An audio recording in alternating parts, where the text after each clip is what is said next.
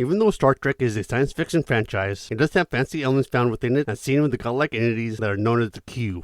They're basically omniscient and omnipotent. But with that said, even they are scared of the franchise's cybernetic space zombies that are known as the Borg. Then there's Dominion, who represents such an existential threat that it caused the Federation to compromise a number of their core beliefs, tenets, and values as a society. So the question now becomes, who is worse, an unstoppable military threat or one's ideological enemies? With either enemy, they threaten your way of life. Greetings and welcome back to Checkpoint Gaming, Star Trek Ascendancy. With this episode, we will be going over the variants that are available to that of standard play. With the current game variants, they consist of the Borg, the Gamma Quadrant, and the Dominion War. When playing with the Borg, there are two ways that they can be added into the game. The first way is to discover the Borg through the exploration of the galaxy. The second way is to have the Delta Quadrant connection be present from the beginning of the game. If discovering the Borg, they'd only use the Borg exploration card and have the green Borg symbol on it. But if playing with the Delta Quadrant connection, then use all cards found in the Borg mansion, which includes the Borg exploration card and have the green and red Borg symbols on them. The Delta Quadrant connection will also require the transwarp hub system disk to be placed into the center of the board, being roughly the same distance from every home system, accompanied by it possessing 3 Borg delay tokens. With these Borg delay tokens, they prevent the transwarp hub from rolling to generate a Borg cube on it during the Borg's building phase. But once all of the Borg delay tokens have been removed, the transwarp hub can start rolling to see if it can generate Borg cube. And once placed, the transwarp hub is fixed. With 1 to 2 player games, the transwarp hub should be about 18 inches away from the player's home systems. With 3 or more players, this might not always be feasible. When there are 3 or more players in the game, the side of the Delta Quadrant connection is going to be used. But if playing with 1 or 2 players, then use the Delta Quadrant connection. This will provide an extra challenge for the players, especially when it's a single player game. And with 1 player games, remove any crisis card that refer to a rival player from the exploration deck. As of the writing of this episode, there are 29 of them. We will add a list of these cards within this episode's description. There are also 2 exploration cards that we want to point out, Therian Probe and a Game of Chilla. With Therian Probe, only have the first sentence be implemented. With a Game of Chilla, decide if you want to play with this card or not. With the Ally exploration cards, when drawn, it will stay with a single player throughout the remainder of the game. On top of that, we're going to say that if the player passes the diplomacy test the first time, the player will not need to roll it again for the remainder of the game. When it comes to that of the Orion Interceptors and the Orion Trader exploration cards, if either one is drawn during the single player game, then the player will get to randomly draw an advancement from any faction that is not in play. Since there aren't any other players in a single player game, the factional trade agreements will not be used. If playing the Vulcans in a single player game, they remove all the Vulcan agenda cards. When it comes to that of single player game, remove the following advancement from the advancement decks, including the unused factions. With the Andorians, remove the Deafening Field, Andorian Ale, and Subspace Interceptors cards. With the Cardassians, remove the Obsidian Order. With the Federation, remove Bureau of Security and Multicultural Collaboration. With the Ferengi, remove the bigger the smile, the sharper the knife, hear all, trust nothing, and whisper your way to success.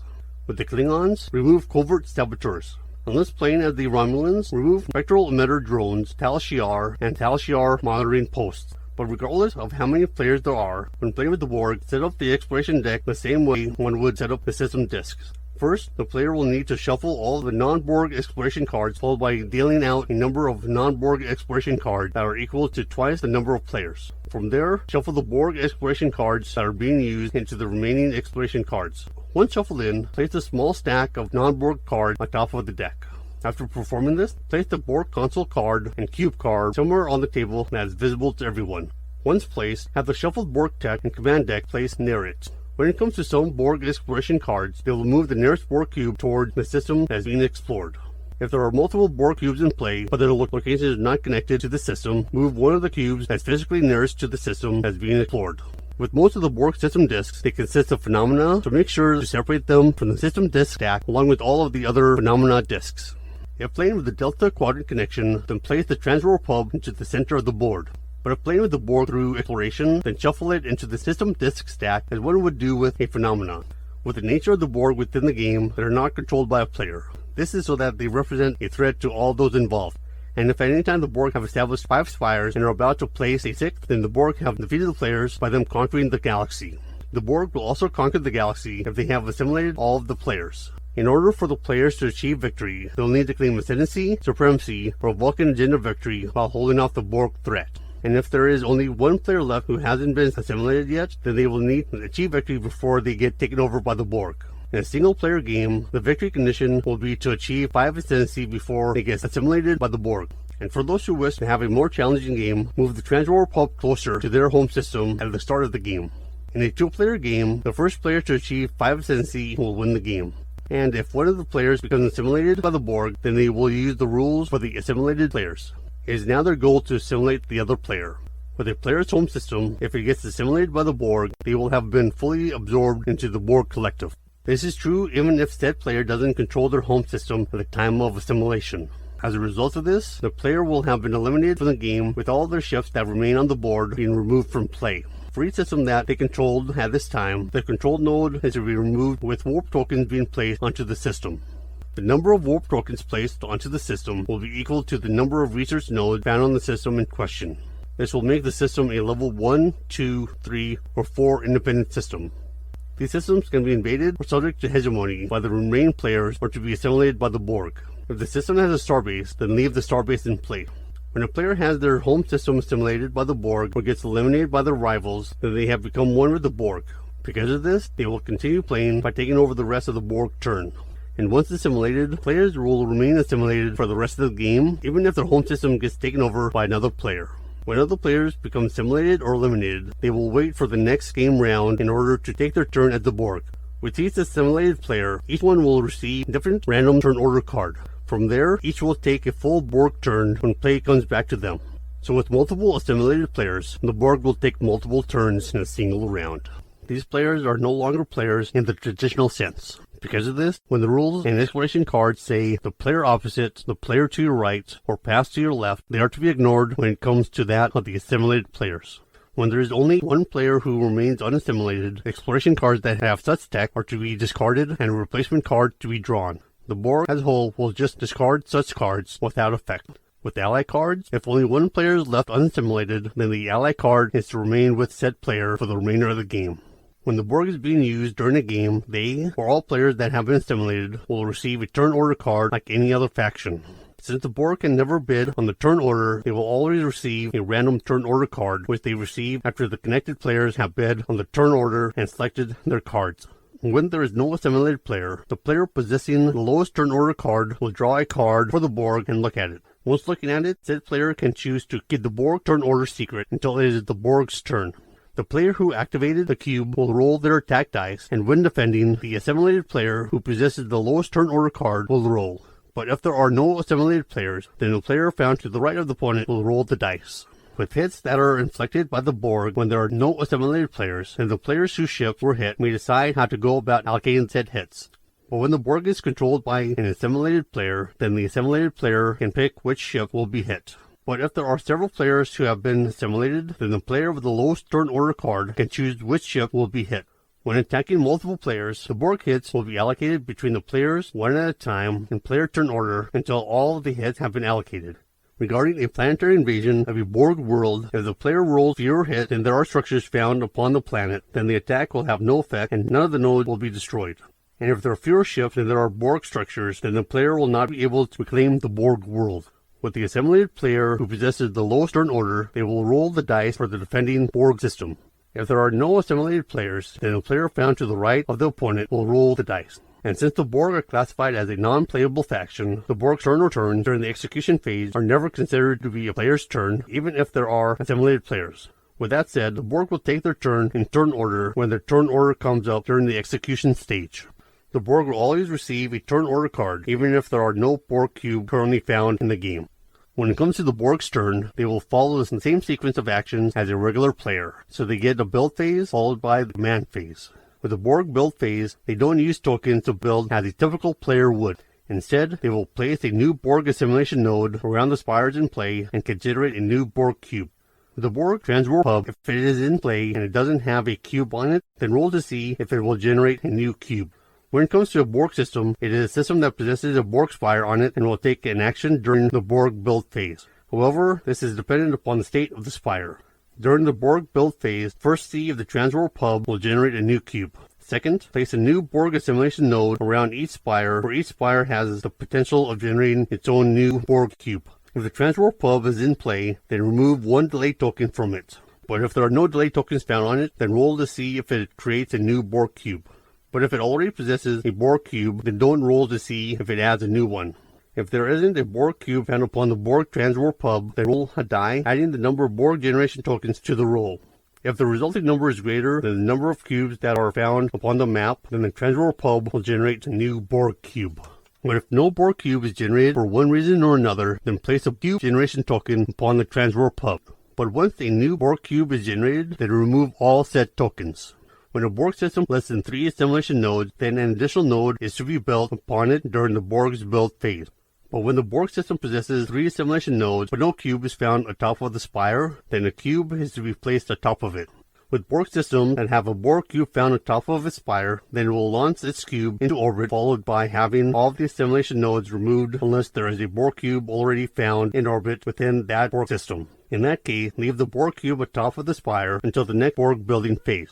And if there are already 5 cubes found upon the board, then no new cubes are to be built.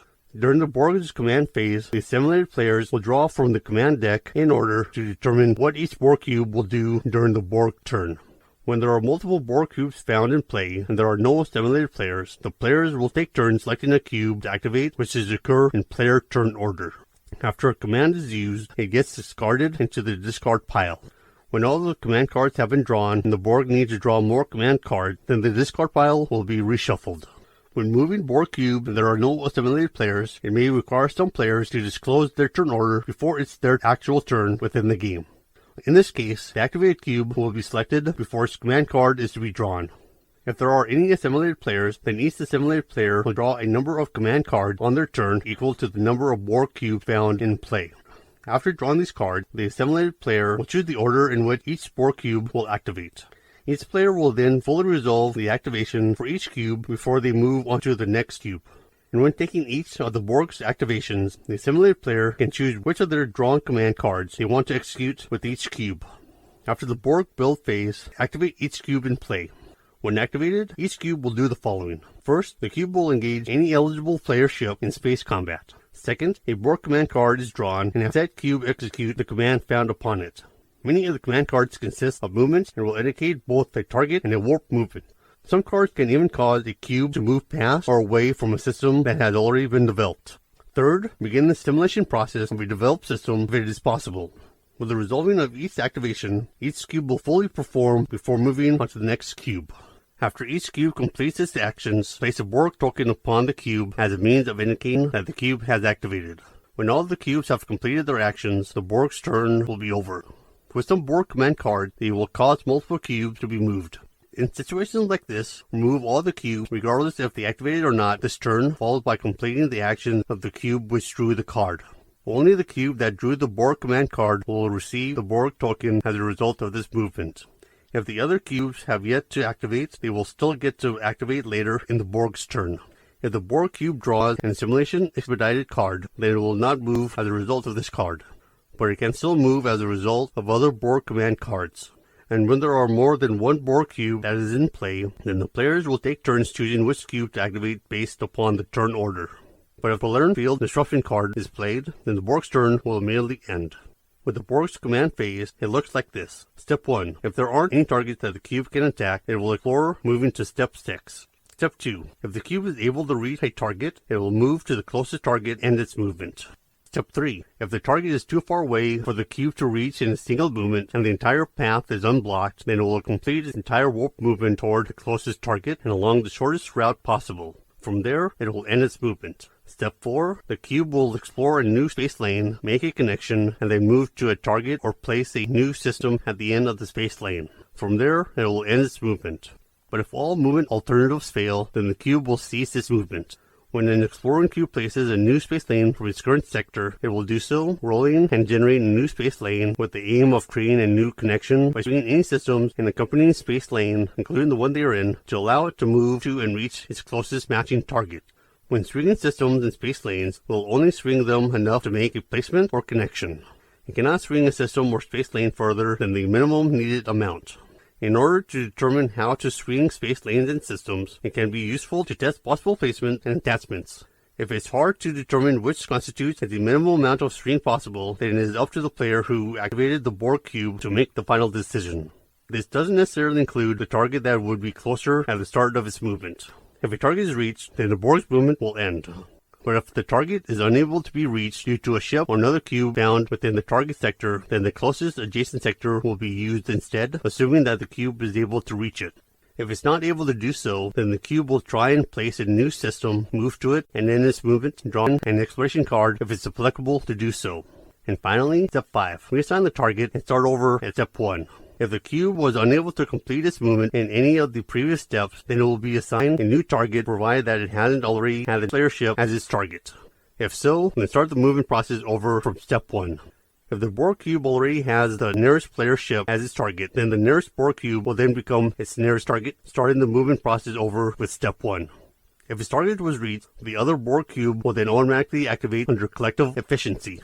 If the Borg cube in question already has the nearest ship and nearest Borg cube as targets and is located in a sector where exploration will be impossible, then it will be reassigned as its original command card target. From there, it will try to move to the nearest system it can reach and where exploration is possible. From there, go to Step 4. In regards to collective linkage and the move collective command cards, they instruct the player to move multiple cubes. This will mean that all of the cubes will move regardless if they have already activated or not this turn.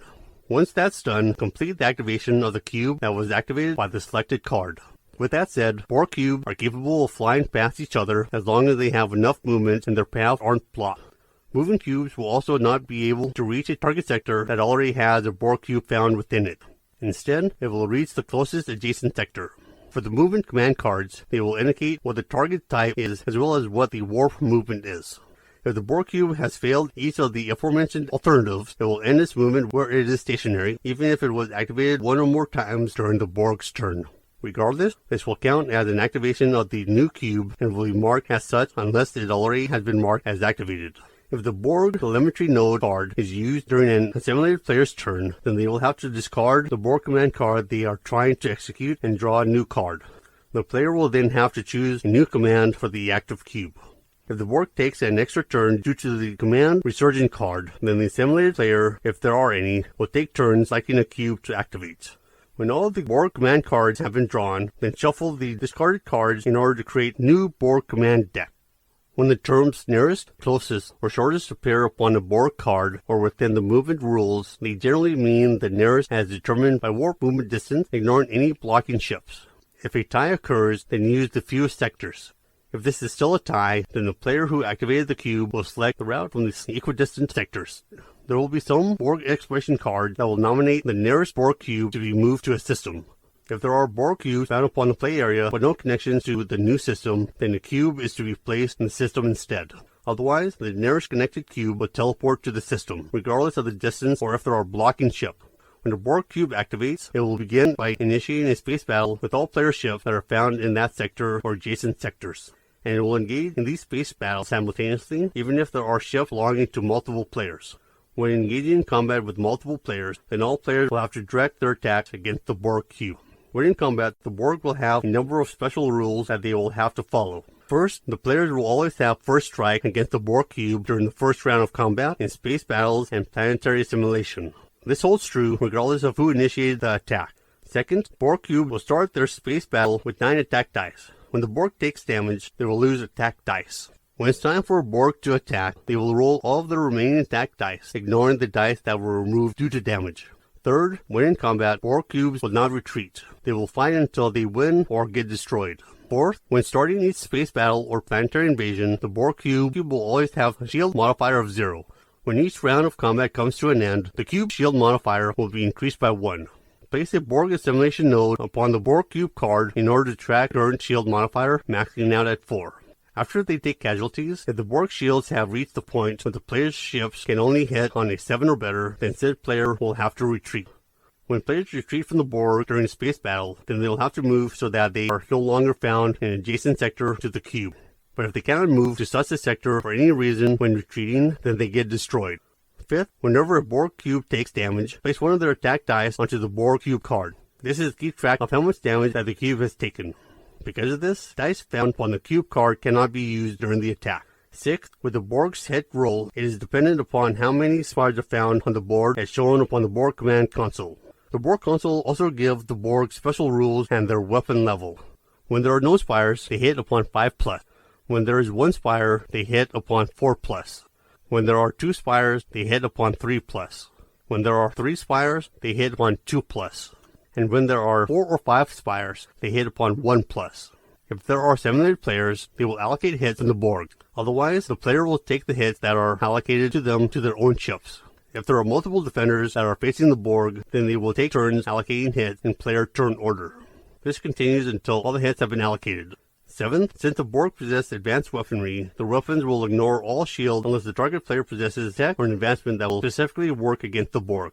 8th, whenever a Borg attack rolls a 6, which is represented by the Borg symbol on the Borg faction dice during space battle or planetary invasion, you will both score a hit against the player as well as regenerate 1 damage, assuming that the player's hit will not destroy the cube. When regenerating damage, each 6 the Borg has rolled during the attack will cause 1 die from the cube card to be added back to their pool of attack dice for the following round. It is worth noting that the Borg cube cannot roll more than 9 attack dice. 9th, when the Borg cube wins a space battle, it does not perform a tactical maneuver. In addition to this, a damaged cube that wins a battle will begin the next battle back at full health with 9 attack dice. 10th, when a Borg cube sustains 9 damage and all of its dice have been placed upon the cube card, then the cube is destroyed. From there, all players that participated in the space battle, including those who failed to hit or get destroyed, will draw a Borg tech card.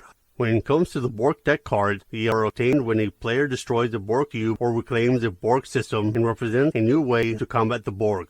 With many of the Borg tech cards, they possess a research cost and are placed directly into the player's advancement area. But there are some Borg tech cards that have research costs and are placed into the player's project area until they have been completed or are discarded to make room for other advancements. Many of the Borg tech cards will require the player to discard the card in order to use their ability. When discarding the Borg tech card, place the card at the bottom of the Borg tech deck. This card can be exhausted during the Borg turn in order to discard a drawn Borg command card and draw a different command card. After a Borg cube has engaged any of the player ships, a Borg command card is to be drawn for that cube. Although many of the command cards are movement cards, some have other instructions. When it comes to that of the Borg movement cards, they possess a target system and a warp range. When they move, the Borg cube travels at warp, and since they have Borg transwarp technology, they are able to move through phenomena that would otherwise prevent warp movement. When a movement card is drawn, move the Borg cube toward the target system as described upon the movement card. The cube will then move at warp the number of warp tokens that are shown upon the drawn card. There are some movement cards that can cause the cube to move past or away from the orbit of a developed system. If there are 2 or more systems that could be the target of a cube, move the cube toward the one that can be reached through the route that possesses the fewest sectors, even if that route has more space lanes. If this is a tie, then have the cube move toward the system that is controlled by a player that has the lowest turn order. Unlike player's ship, Borg cubes cannot move through a player's ship. If a cube's movement will take it past the player's ship, then it will come to a halt in the adjacent sector. And if the ship is at a transwarp conduit, the cube will move toward the transwarp conduit and stop. With any given sector, it cannot contain more than 1 cube at any given time.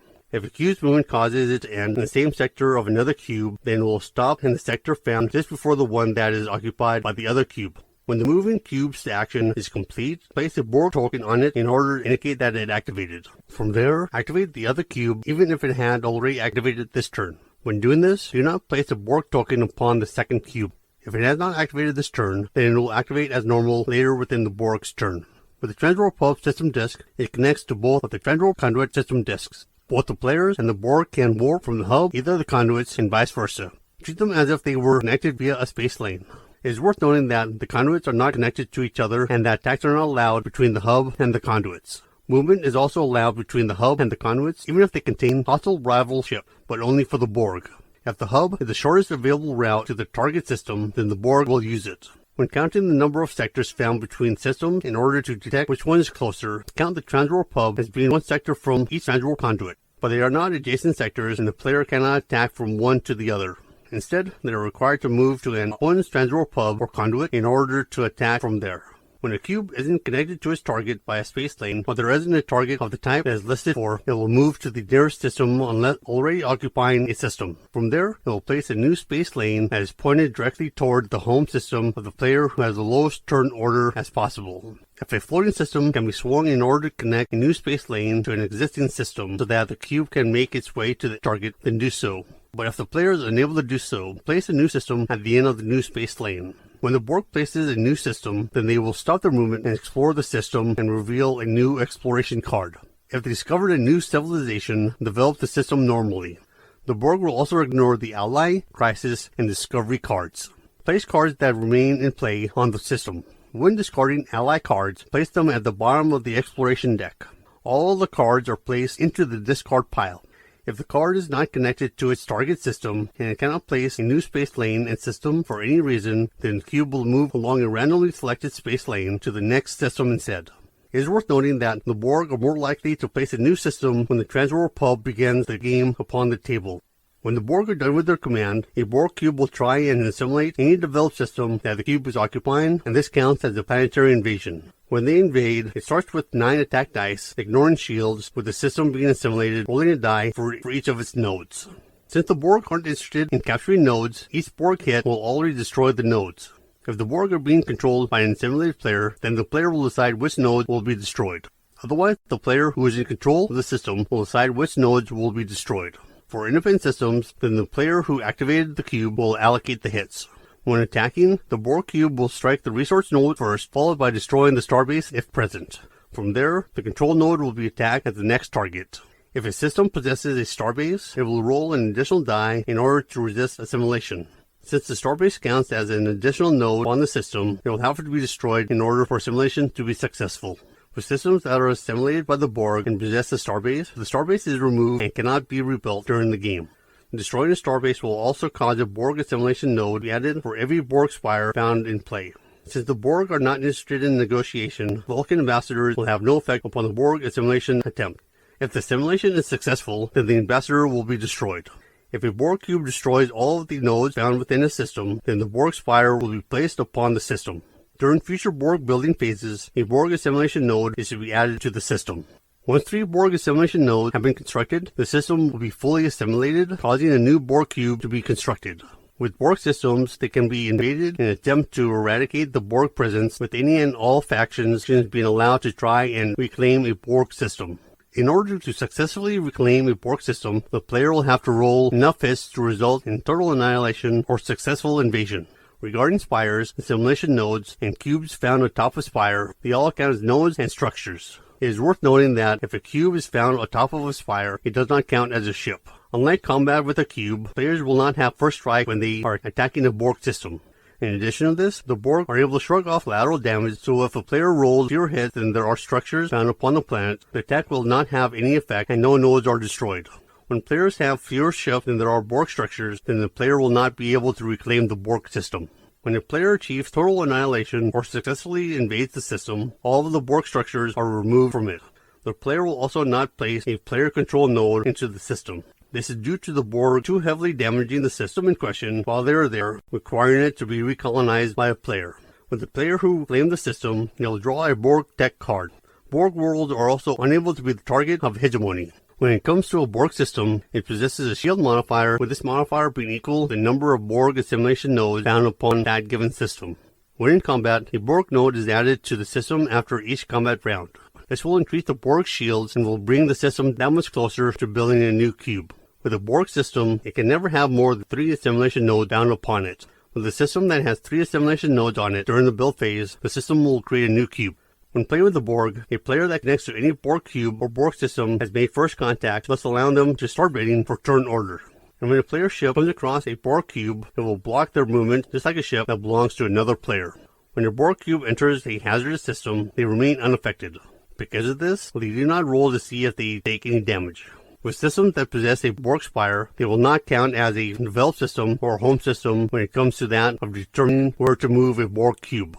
And if a spire possesses 3 assimilation nodes and there are already 5 cubes found in play, leave the assimilation nodes in place. Once a Borg cube is destroyed, then it will become available to place it upon the spire during future Borg build phase. When it comes to that of the Borg tech deck, it doesn't count as an advancement deck, despite each card that is drawn being played as an advancement. Advancements that allow the player to draw from a rival's advancement deck, it doesn't include the Borg deck cards, thus preventing the player from drawing from this deck. With advancements that apply to any rival ship or to rival, they also apply to the Borg. With advancements that automatically destroy a rival ship, they will do 1 damage to the cube for each ship that is destroyed. with advancements that cause a rival to roll a die for each of their ship. It will cause the Borg to roll once for a Borg cube.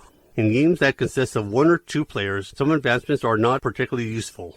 In order to help avoid this, use the focused research advanced rules that allow the players to look through their advancement deck and choose 1 advancement instead of randomly drawing 2.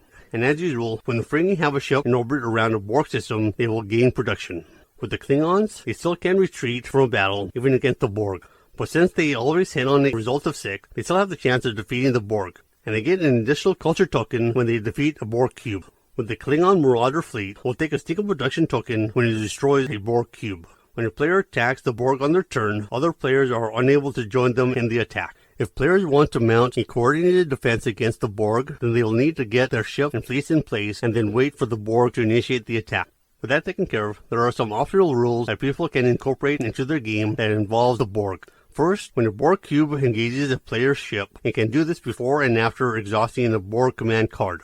As a result of this, a Borg cube that executes the command aggression card will ignore the Borg's slow and methodical rule. Second, the players could reduce the number of spires the Borg need to win. In this situation, when the Borg have 3 spires on the board and are about to place a 4th, all the players have lost. Third, only allow a fleet that the player created to be used to block the movement of a Borg cube. Because of this, the individual ships are not able to block a Borg ship from moving. Fourth, place the transfer pub into the system's desk file instead of placing it into the center of the table during setup. But even though the transfer pub is in the system deck file, the players will still use the red Borg band and exploration cards. Fifth, deal out a number of non-Borg exploration cards equal to 3 times the number of players instead of twice the number to go atop of the exploration deck. Although players will know that the Borg are out there somewhere, this will give the players more time to explore the galaxy before they run the risk of encountering the Borg. Sixth, when the mystery turn order advanced rule is being used and there are no players that have been simulated, the player who will be going first for that turn will randomly draw a turn order card for the Borg. This player will have the option of keeping the Borg turn order secret until it is the Borg's turn to go. Seventh, when using the Humble Beginnings advanced rule, it can lead to a short game if the Borg are discovered early. To counter this, double the number of non-Borg exploration cards found at the top of the exploration deck, followed by shuffling the transfer pub into the bottom half of the system disc stack. Now that we've finished with the Borg, we can now talk about the Gamma Quadrant.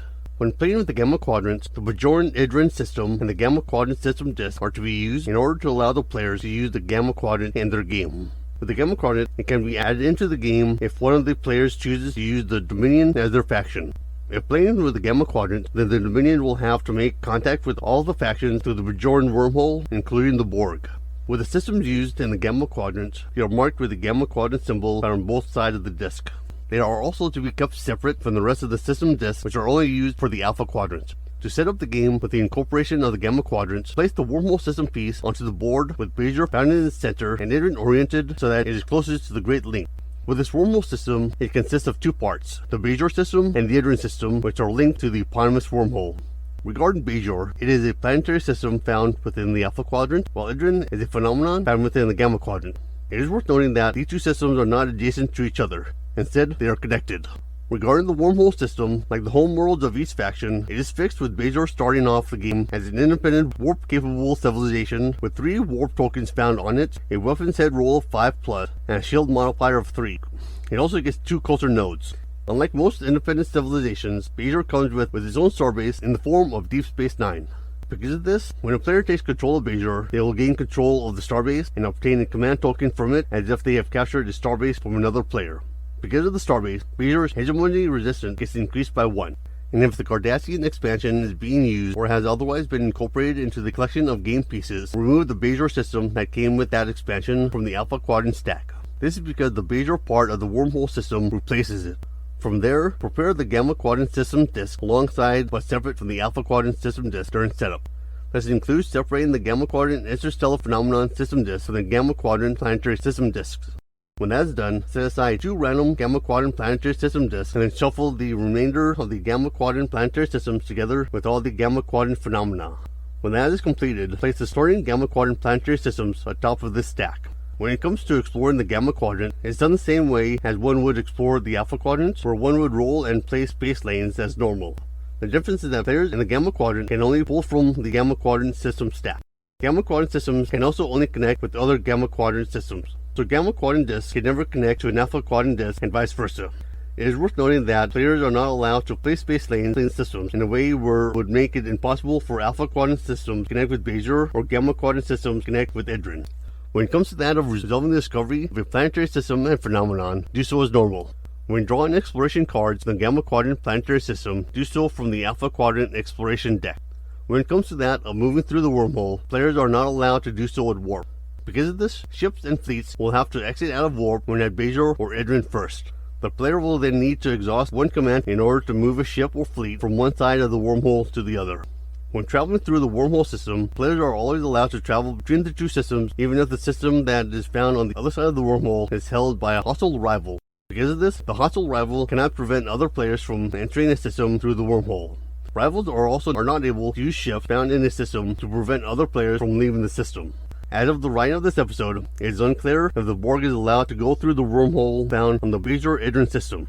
The issue arises due to the wormhole requiring the issuing of commands to go through it. Since the Borg do not have any command available to use, as well as the current rules saying that a ship will have to exit out of warp when in Bajor or Edrin, this implies that they cannot go through the wormhole. It can also be argued that they are an Alpha Quadrant threat since their system disks are designed for the Alpha Quadrant system disk stack, not the Gamma Quadrant system disk stack. However, the Borg possess Borg warp technology which allows them to move through phenomena that would otherwise prohibit warp movement. And since the wormhole can be seen as a phenomena, albeit a unique one, it can be seen that the Borg can travel through the wormhole without a problem. Until we get official rules to help clarify the situation from Gale Force 9, we'll leave it up to the players on how to proceed with this in their given game. We also provide some of our own thoughts and opinions regarding the matter, which is found later in this episode. If players are playing the game without the Dominion but wish to have the Gamma Quadrant be part of the game, then the following rules are to be used. When setting up the game, don't place the wormhole system onto the board at the start of the game. Instead, when a player draws a phenomenon from the system disk stack, roll a space lane die. On the result of 4, replace the phenomenon with the wormhole system with the space lane connected to Bajor. From there, the players are able to explore the Gamma Quadrant. When placed, the wormhole system isn't fixed. But once another space lane is connected to the wormhole system on either Bajor or Edrin, then it will become fixed. With the Gamma and Delta quadrants taken care of, we can now move on to the Dominion War variant of the game. When playing the Dominion War, it includes the creation of alliances and introduces alliance cards and resistance cards. At the start of the game, divide the factions into 2 rival alliances. Since factions no longer stand and fall on their own, they do what they can to have their alliance claim dominance over the rival alliance. A minimum of 4 players are needed to play the Dominion War, and it is recommended that an even number of players are present in order to play. With that said, an odd number of players are able to play the Dominion War, which will be discussed later in this episode. With the rules for the Dominion War, they use the same standard game rules with the following modifications. When setting up, 2 alliances already exist and are at war with each other. With each alliance, their component factions are already connected with their neighbors. With the alliance selection cards, they're divided into 2 types, red and blue. When forming the alliance selection deck, have it possess the same number of cards as there are players with an equal number of each type. Before the players place their home systems, each player will blindly draw an alliance selection card in order to see which alliance they will belong to. And once the alliances have been determined, all of the allied players should sit together on the same side of the play area. From there, these players start the game with their home system connected to 4 planetary systems that have already been explored and colonized by said faction. In order to establish these connections, each player will roll the space lane die, followed by using the appropriate space lane to connect the planetary system drawn from the system disk stack to their home system. From there, they will place one of the control nodes upon the system. This process will continue until all 4 systems connect to the player's home system. But if the player draws a phenomenon instead of a planetary system, discards the phenomenon and draw again until the player draws a planetary system. After all the players have done this, shuffle the phenomena that were drawn back into the system disk stack. Also, don't build the stack normally with only planetary systems found on top of the pile. This is because that rule has been suspended. After all these systems have been connected, it's time for the player to connect with their alliances. When doing this, each player will have an ally found to the right, will try and connect to them by rolling a space lane die. From there, they will connect the system that is located closest to the ally to the nearest allied system, assuming that they could reach it. If they can't, then they will draw the top system from the system disk stack, which can be either a planet or a phenomenon. This process will continue until the shortest connection route has been created to that given ally. If drawing from the system disk stack, place an exploration card face down upon each planetary system that has been placed in this manner, with a route to an ally that possesses an unexplored system that cannot be navigated around. Players will have to stop by that unexplored system and discover the planetary system or phenomena that is found there. After each ally has been connected, then the remaining players will follow the same procedure in order to connect to a member of the opposing alliance found to the right. At the end of this process, all of the home systems should be connected in a ring. From there, each player will build the 3 research nodes upon their home system, followed by building 9 additional research nodes on the adjacent systems that the player controls. If they are unable to build all of the research nodes onto their systems, then place as many of them as they can upon their respective systems. When that is done, choose one of the unexplored systems found adjacent to the player's systems that they control and reveal it, discarding the exploration card as they do.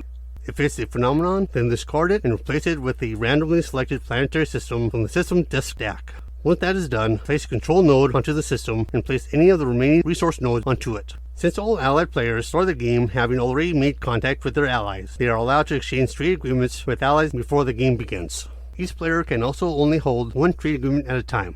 Although this rule can use a little more clarification, we are going to say that if there are more than 2 players in an alliance, then all players in said alliance can exchange their trade agreements. But the rule is still in place where a player can only hold 1 trade agreement from a specific faction. We feel that this will allow the players to remain true to the spirit of the rule. We suspect that when the rule was initially written, it was operating off of the minimum number of players, with each alliance possessing only 2 members. So we hope that our little editorialization helped clarify the matter. And if a trade agreement would start off the game exhausted, then they are exhausted. If there are any additional requirements for the exchanging of trade agreement, then they will have to be met as well. If one of the selected factions is the Dominion, then the Gamma Quadrant expansion can be put into play. When setting up the game for the Gamma Quadrant, pull the 4 colonized planetary systems for the Dominion from the Gamma Quadrant system disk stack. From there, have the Idrin phenomenon of the wormhole system connected to the system that is located closest to the center of the board. With that done, have the Bajoran system pointing toward the center of the board. But if players want to play with the Gamma Quadrant without the presence of the Dominion, they use the rules discussed earlier about discovering the Gamma Quadrant. When it comes to that of their alliances, all of their connections, as well as those found on the opposing alliance side, are done through Bajor when the Gamma Quadrant is in play. At the start of the Dominion War, regardless of the ascendancy level of any given faction, they all start off the game with all 3 of their fleets and starbases in play.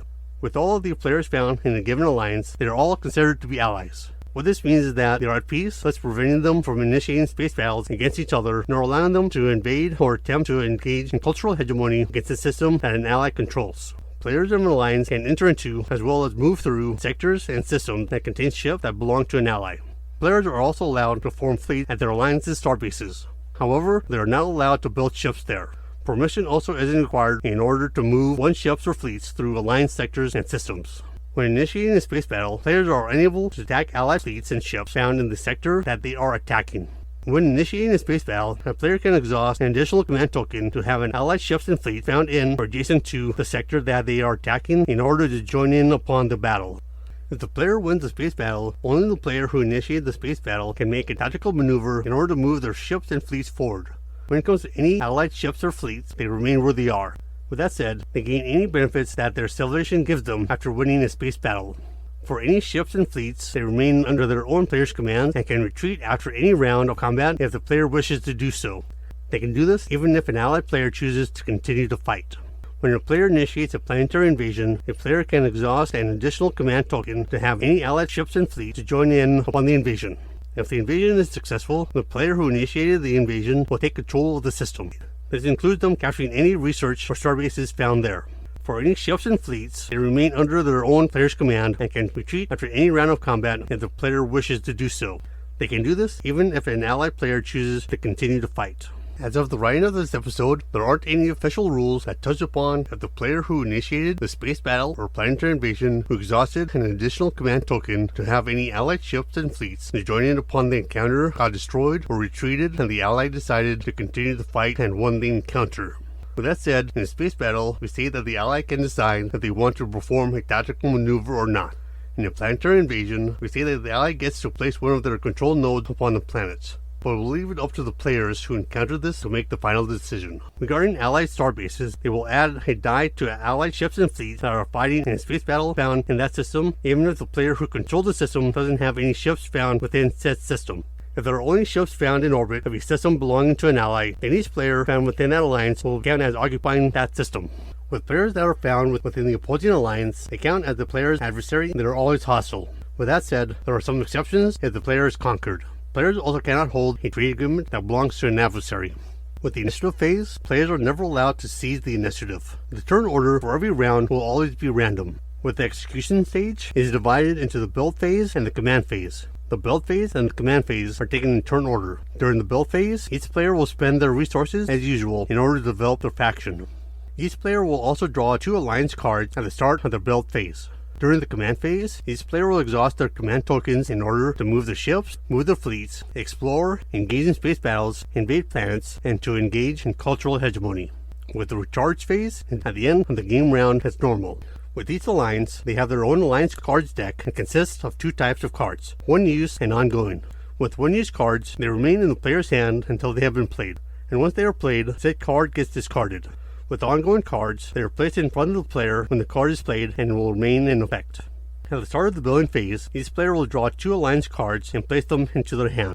If they possess more than 3 alliance cards in their hand or in play at any given time, then the player will have to immediately discard down to 3 cards. In order to play an alliance card from their hand, the player will need to spend 1 culture token, which can be spent at any time. Whenever either alliance deck runs out of cards, then shuffle the discard pile in order to form a new deck. If an adversary takes control of a player's home system through either planetary invasion, cultural hegemony, or colonization, then that given player has been conquered. With the player who conquered another player's home system, they are known as the Conqueror. Although the home system of the conquered player possesses the Conqueror's control node, it will remain the conquered player's home system with the conquered player still controlling it. The Conqueror's control node will just indicate that it has been conquered. Regarding conquered players, they are at peace with the adversary's alliance. Because of this, the conquered player cannot initiate a space battle with their adversaries. They are also unable to invade or try cultural hegemony against a system that is conquered by their adversaries. Regarding the adversaries, they are unable to initiate a space battle with a conquered player. They also cannot invade or attempt cultural hegemony against systems that the conquered player controls. When an adversary initiates a space battle, the ships and fleets of the conquered player will not participate. The ships and fleets of a conquered player are also unable to prevent an adversary from invading a system or attempting cultural hegemony, even if their ships and fleets are orbiting said system. The conquered player will also have to discard all of their alliance cards that they possess in their hand and have in play. In addition to this, the conquered player will have to revoke all the trade agreements that they have with their allies. The conquered player also cannot draw alliance cards or make trade agreements while they remain conquered. Instead, said player will immediately draw 3 resistance cards. With the resistance cards, they allow a conquered player to fight back against their conqueror. At the beginning of the building phase, the conquered player will draw 2 resistance cards instead of drawing any alliance cards. If the player possesses more than 3 resistance cards in their hand, then they will have to immediately discard back down to 3. If the resistance deck runs out of cards, then reshuffle the discard pile in order to form a new deck. In order to play a resistance card, the conquered player can only do so in the command phase unless the resistance card states otherwise. Each resistance card will show the number of command tokens that the conquered player will have to exhaust in order to play it.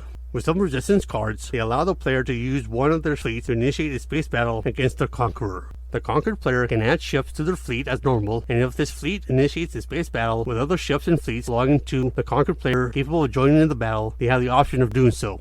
When a conqueror takes control of the home system of a conquered player, the conquered player will have to immediately give half the resources they currently possess to the conqueror, rounding up when necessary. And if the conquered player possesses any research nodes upon the home system, then the conquered player will have to give away active projects to the conqueror for every research node that they captured. Regarding any resources that the conquered player gains during resource generation, half of it will have to go to the conqueror, rounding up when necessary. Besides taking resources from the conquered player, the conqueror has access to all of the completed advancements of the conquered player as if they were their own. Any reference that is made to the conquered player's faction will become a reference to the conqueror's faction when the conquered player's advancements are used. However, the conqueror will not benefit from any additional war feed, command tokens, or culture that is granted by the conquered player's advancements. With conquered players, they will have to allow their conqueror's ships and fleets to enter any system that said ships or fleets are found in orbit.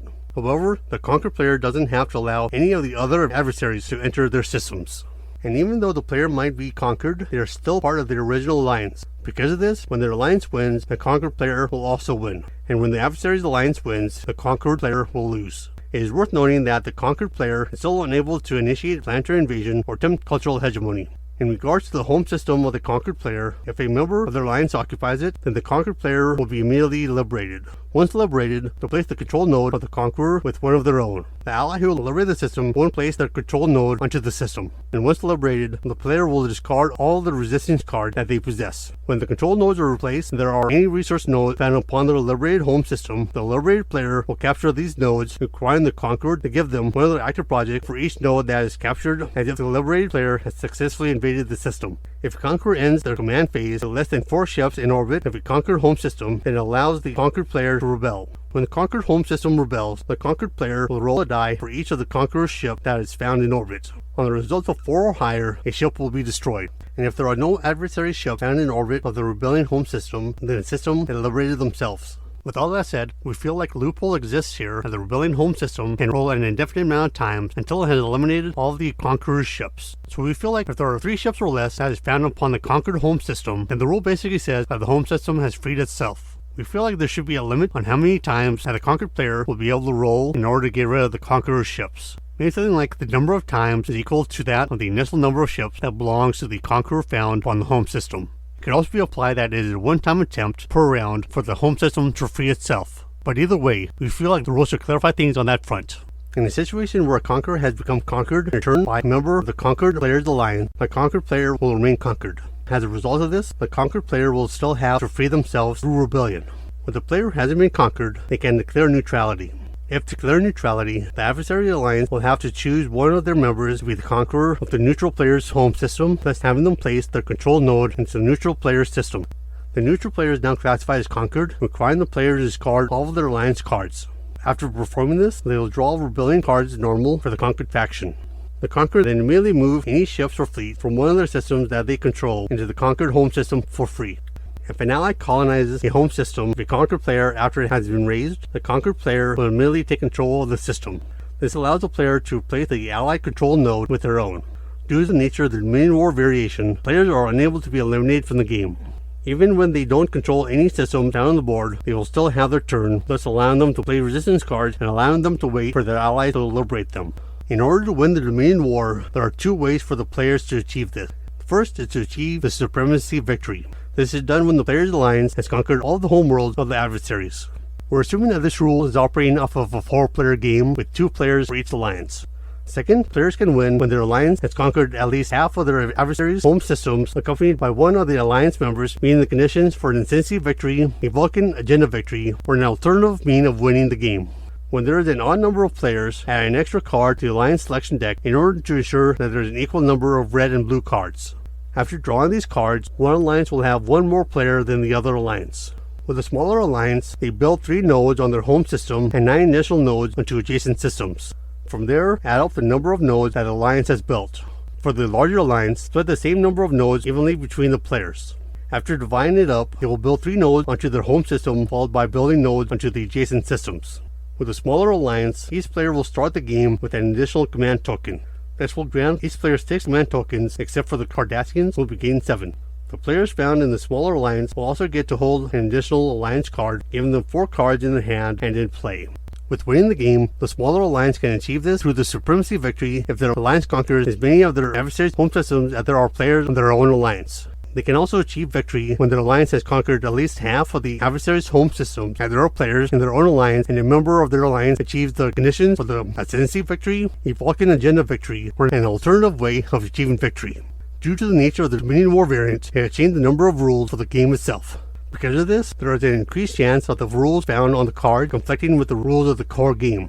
If this happens, then have the rules found upon the card take precedence. If any further conflicts arise, then the rules for the Dominion War will take precedence over the core game. With the wormhole system, Breacher has some specified weapon head roll, shield modifiers, and hegemony resistance numbers. This also extends to some of the exploration cards. When initially encountering these situations, use their listed ratings rather than the standard civilization tech levels for the system. Once the player has taken control of the system, the listed tech levels will no longer apply, thus no longer having any further effect. Before ending this episode, we would like to touch upon the situation where the players will like to play with both the Borg and the Gamma Quadrant in the same game.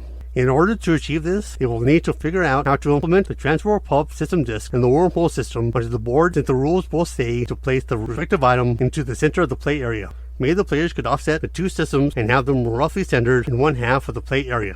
Another option is, instead of placing the transport pub system disk onto the table, use the Delta Quadrant probe as a means of dealing with the situation. Another option that can be used was pulled from a thread that we started upon BoardGameGeek.com, where one of the comments recommended using a 2-along space lane to connect the transport pulp system disk to the wormhole system. This comment was left by Casey Randall 15 and recommends the transport pulp system disk be connected directly to Edrin. Casey Randall 15 also recommended that the Borg can go through the wormhole from Major, but will have to stop at Idrin. Since we liked this suggestion, we decided to include it here.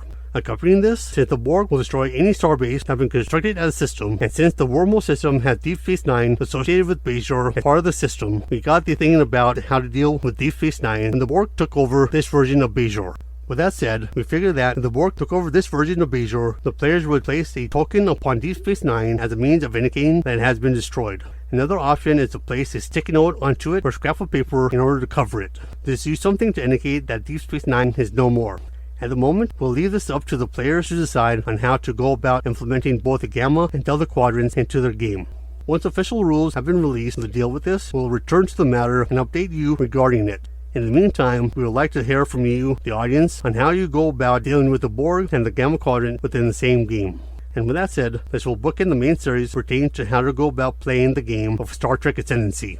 We hope that you found this to be helpful and allowed you to better understand how to go about playing the game. As time progresses and any official updates or future releases get put out for the community, we will return to these episodes and update them accordingly to better reflect the changes that have been made to the game. With the nature of Checkpoint Gaming, we want to present the most up-to-date version of the game as possible to those who wish to play. So with that said, we hope you enjoyed our series pertaining to how to go about playing Star Trek Ascendancy. If you liked this episode, feel free to give it a like, and if you want to stay up to date on any future episodes we upload, go ahead and subscribe. You can also support us on Patreon for as little as $1 a month at patreon.com/checkpointgaming. We look forward to seeing you in the next game series, and as always, happy gaming.